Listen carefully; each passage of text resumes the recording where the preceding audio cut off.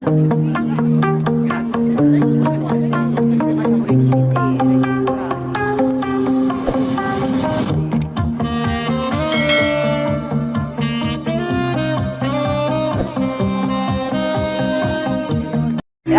it's gold. It's more gold than people know about. It's over 1 million metric tons of gold. The Marcoses, I will not name the spokesman, will open everything. To help me implement the last will and testament of the late President Marcos. But it shows deposits in the name of Ferdinand Marcos in a bank in Brussels, and it's for 987 billion dollars. 900. Can we show the camera? Just to show you the bill of lading, how much is $240 million. Oh my goodness. Is it million? Billion? Billion? 240 billion? Only one shipment.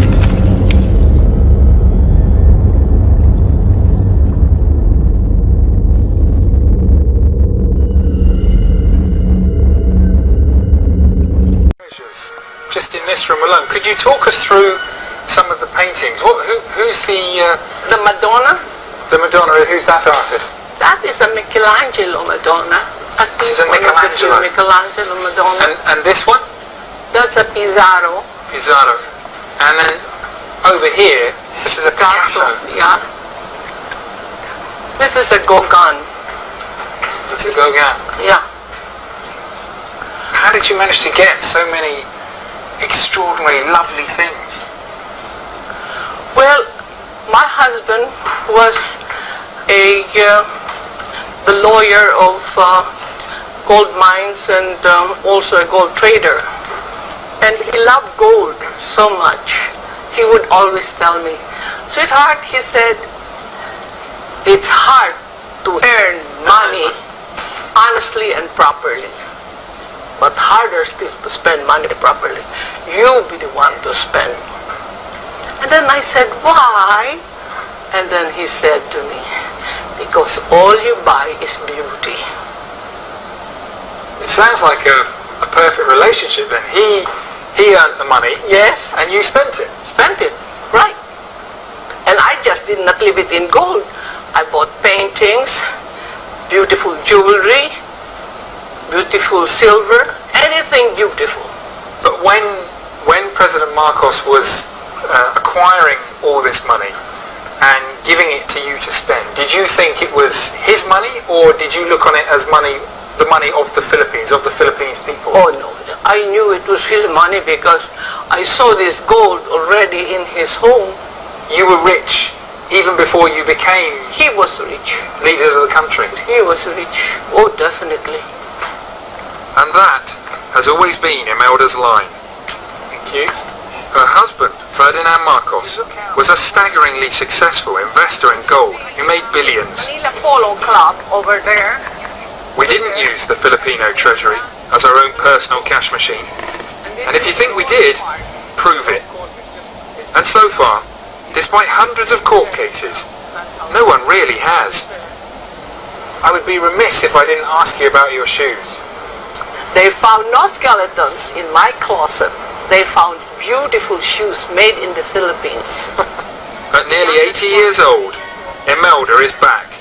Loud, proud, and beautifully shod. And she does appear to be genuinely popular with some Filipinos.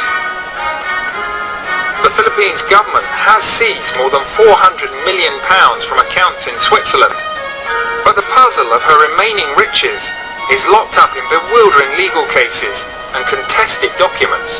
Just look at this. This is all So this is an envelope with Belgium on the front of it.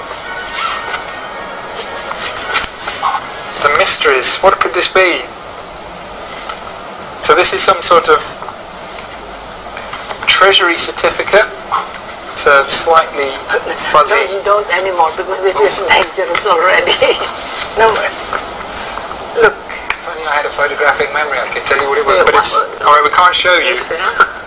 But it shows deposits in the name of Ferdinand Marcos in a bank in Brussels, and it's for 987 billion dollars. 900. Can we show the camera? Such a huge sum surely can't be genuine. But with Imelda, who knows? Like armies of lawyers, I failed to unravel the mystery of Imelda's billions. This is shallow waters. But I did get a very interesting and very long presentation on her plans to end poverty and build a tunnel through the Philippines that would solve the world's trade problems.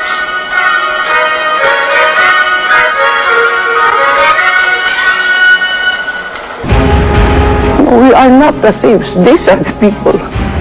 No, this will save the world. This is the reason why I want to survive. And it's not for me anymore. With the whole press saying we are magnanakaw, we are the magnanakaw, kami ang nakawan. We are the one who took it. Marcos suffered so much for this. Assets, it's gold. It's more gold than people know about. It's over 1 million metric tons of gold. And the World Bank and the IMF have a special role to play, making sure that that money is spent to the benefit of humanity. So where's the gold? Some people believe that the gold in Fort Knox has disappeared. That's been in question for many years. Congressmen have attempted to get an audit of the gold in Fort Knox. So 1 million metric tons of gold is not something you can just hide. Where would you say that gold is being stored? 400,000 metric tons are in the Central Bank of the Philippines. There's over 200,000 metric tons in Union Bank of Switzerland. And some of that gold is buried securely in the Philippines as well. Some of it is held in various banks, but the bulk of it is in the Philippines. That there is a special trust that contains just about all of the world's gold. It was established by Ferdinand Marcos. This gold, people want to know what the gold is. You're referring to the president of the Philippines, of the former president of the Philippines who died in '89, correct?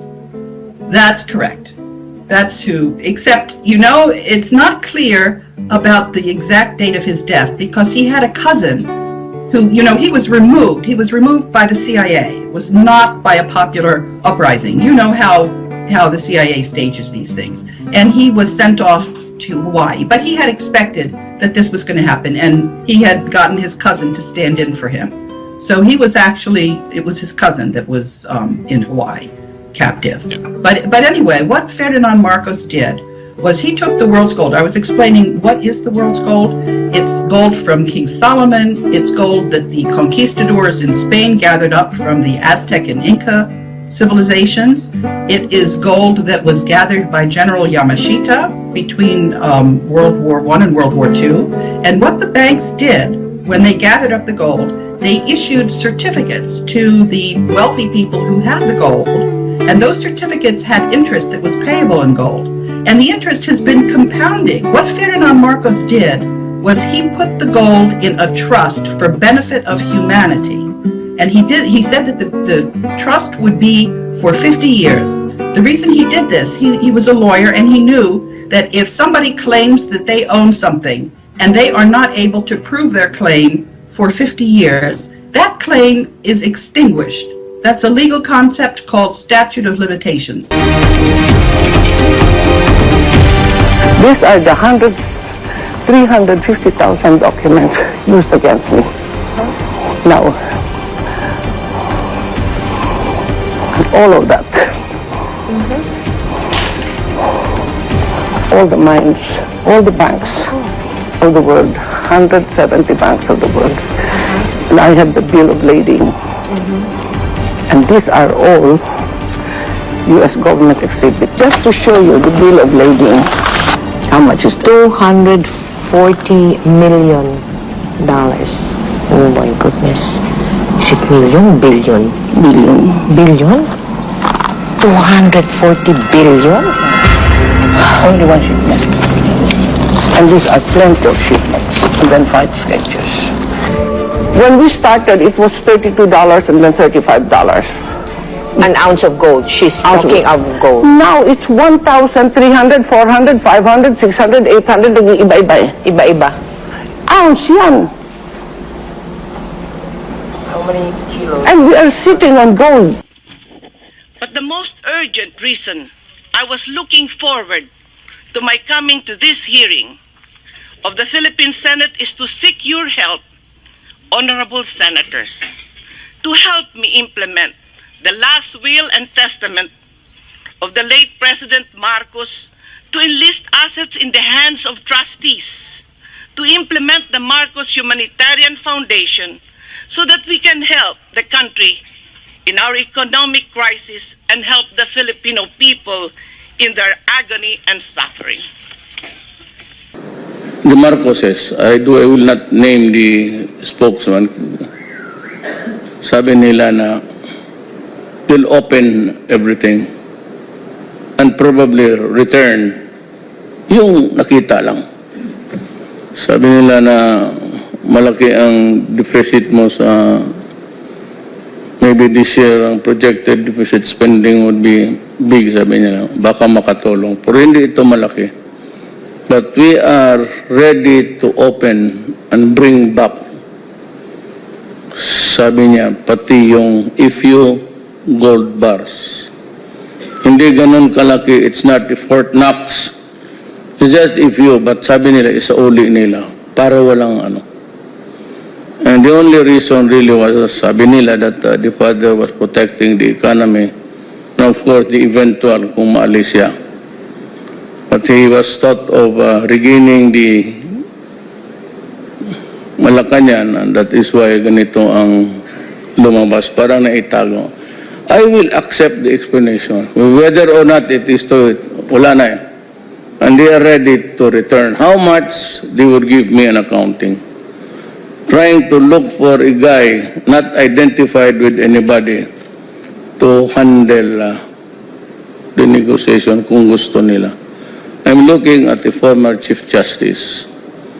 Sila na lang mag-usap. Then another CPA and maybe a representative of all that is accepted also by all. So that tatlong tao yan mag-usap sa kanila. And then they are ready. And I'm happy na we come with a clean breast. Make something that is really worthwhile for the Filipinos.